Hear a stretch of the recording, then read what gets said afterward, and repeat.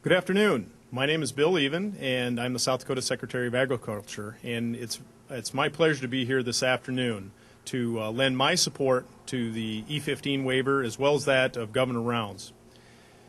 You know, for the past 40 years, this nation has danced the tune that OPEC was playing. And over those 40 years, only one group of individuals has stood up and said no, and that was the American farmer.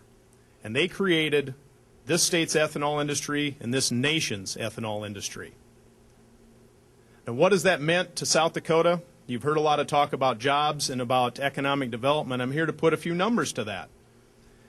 Just this past week, South Dakota State University in Brookings issued their report on the economic impact of agriculture in South Dakota. And the number stands at over $21 billion. Agriculture in this state provides 40% of the job opportunities and 50% of this state's tax revenues.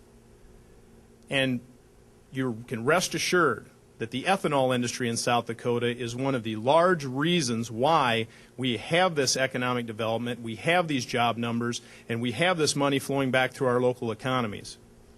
Now, some people will ask, is E15 and corn ethanol up to the challenge? And I'm here to tell you today that it is.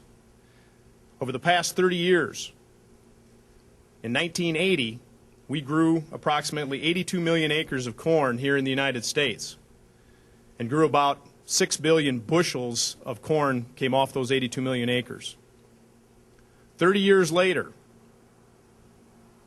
we are only planting 2 million more acres of corn in this country, but we have doubled the output of corn in this nation to over 12 billion bushels last year. So it's pretty clear. The move from E10 to E15 is not only doable from our nation's farmers, but it also makes sense economically, not only for South Dakota, but for the nation. And again, as the speakers before me have encouraged, it's time that the citizens of South Dakota take the chance to register their concern and support with the EPA in support of moving this nation to an E15 blend standard. Thank you.